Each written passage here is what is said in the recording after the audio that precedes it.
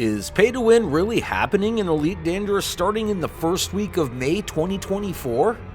After the Python Mark II and updates to the Gamestore information went live, I have been literally bombarded by multiple commanders to give my opinion, so here it is. First, let's tackle the Gamestore and pricing changes. Over the past few years, many of you have identified that the store has become hard to navigate and that it is difficult to find the content that you really want. With this in mind, we will be refreshing the store to provide a better experience for our players. Even though I haven't spent any money in the ARX store recently, I have spent hundreds of dollars in the past. Any changes that make it easier for the buyer to find and then open their big fat wallet will be a huge improvement and should generate more money for Fdev.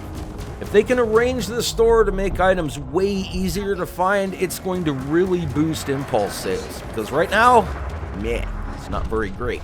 Starting in May 2024, you will notice a change in how we approach the game store, which will also include ARX pricing adjustments for some of our cosmetic items, alongside new product types. Players will continue to be able to earn ARX in-game by playing Elite Dangerous daily or by contributing to events in-game.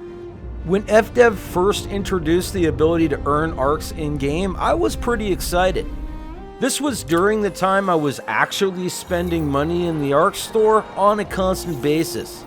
Here's the thing though, you can only earn 400 ARX per week, and it takes a few minutes depending on what you're doing to earn those 400 ARX. I basically viewed it as a time gate for those who can't really afford real-world purchases. We are excited to bring ship variants into Elite throughout the year and are looking forward to seeing how you make use of each one. Starting with the Python Mark II, we are pleased to announce that this will be available in-game for Odyssey players on the 7th of August for credits at the shipyards across the galaxy. You know what? It's actually pretty exciting to finally have a solid release date for the Python Mark II. We all now know the exact date we as commanders can finally buy our first of 4 ship variants in Elite Dangerous. You know, after all these years, I'm pretty excited. However, if you can't wait until then, you can get 3-month early access to this ship on the 7th of May from the store for 16,250 ARX. Okay, wow, where do I even begin? First of all, if they don't adjust the amount of ARX a player can earn, it's going to be freaking brutal. Because you're capped at 400 per week. That comes out to just a little over 40 weeks to grind for that early access ship. By the time you grind that, the rest of the remaining 3 other variants will already be released. It sounds like they are upping the ways we can earn ARX in the game. Let's hope those changes come with a larger weekly cap. The Python Mark II is only the first ship variant.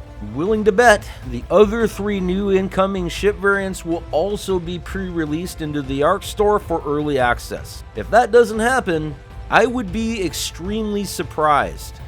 Non-Odyssey owners will be able to access ship variants from the store for ARX. You know what? This sounds an awful lot like if you don't own Odyssey, then the only way you can get these new ships is to spend real-world money. This is kind of forcing pay to win out of necessity for those who can't afford or choose not to purchase Odyssey. If they want a new ship, then they must purchase it with cash. And basically all console commanders are forced to purchase new ships with that statement. Yeah, oh yeah, I can sense the space pitchforks and torches already. Up until this moment I was like, this pay to win stuff isn't all that bad really. I mean, with my guides, people can still progress super fast, having the ability to buy an Anaconda on day 1. Non-Odyssey owners who play Elite Dangerous won't even have that option if they want these new ships. Well, at least that's how it sounds to me. We're also going to be including a new category in the Elite Dangerous game store with pre-built ship packages that will offer commanders the opportunity to purchase ships that have been given a significant upgrade from their base models. Star Citizen has been selling pre-built ships for years, racking up over $500 million. Seriously, are you actually surprised Fdev is starting to move towards an already proven business model that is specifically designed to infuse large amounts of cash into the business? We envision these pre-built ships to be a quicker way for new players to get involved in the areas they have the most interest in. or for our existing players who are considering a new career path in-game, but do not have the time to devote to a new build from scratch. I'm only surprised Fdev didn't move towards this business model a long time ago. If the devs had put huge focus on pre-built ships with new gameplay loops back in the day, while providing this early access along the way for real money, well, I'm pretty sure we're talking about hundreds of thousands, if not millions in extra revenue that could have been Fdev's. Especially if we had new game loops intertwined with these pre-built ships. Pre-built ship package will include instant access to a pre-fitted ship, a ship kit, and a paint job. Will typically be themed to match an activity within the game.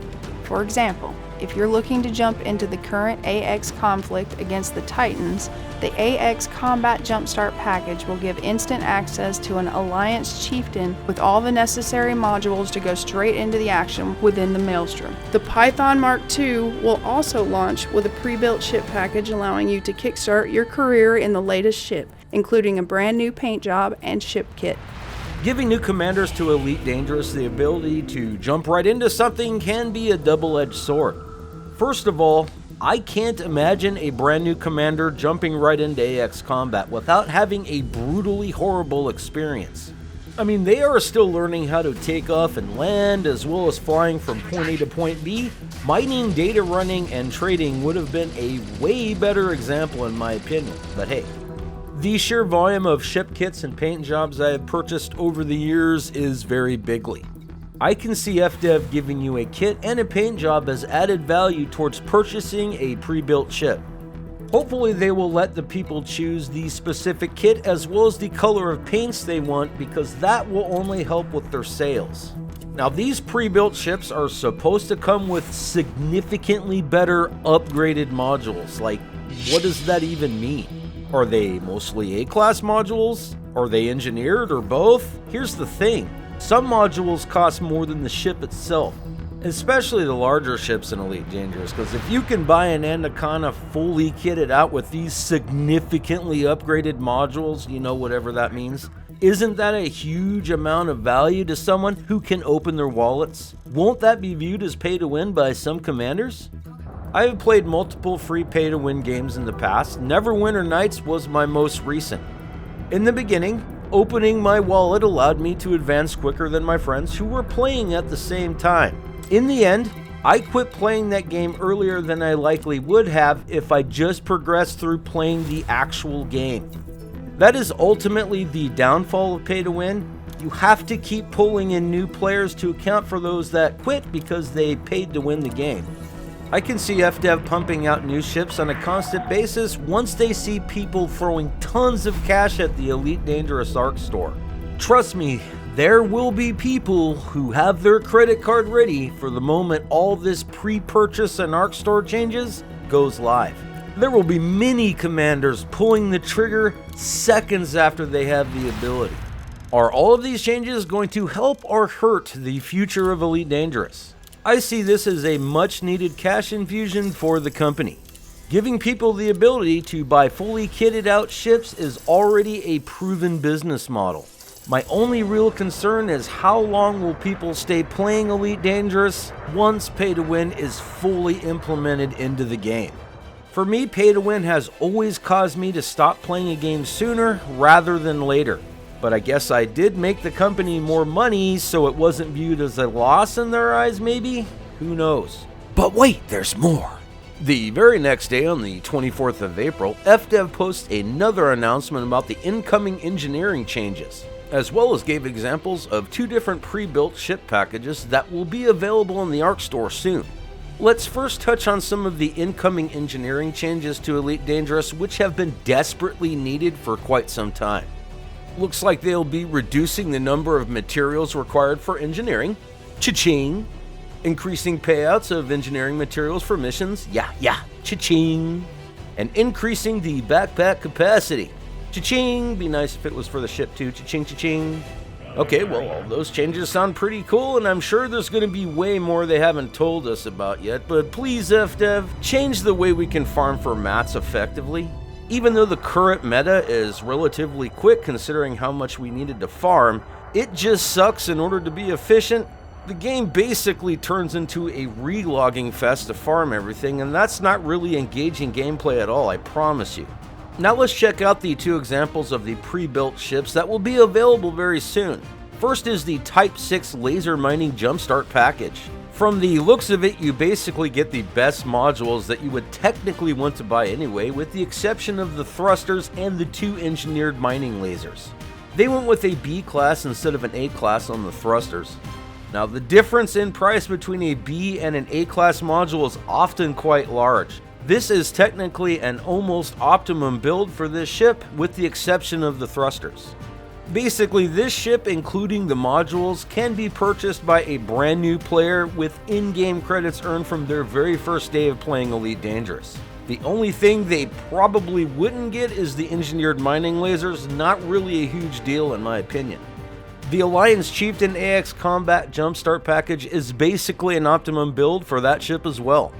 There are multiple modules in this package that help you skip even more game content. This Jumpstart package stops you from grinding for your weapons, which isn't something that you'll want to do anyways after opening up your fat wallet.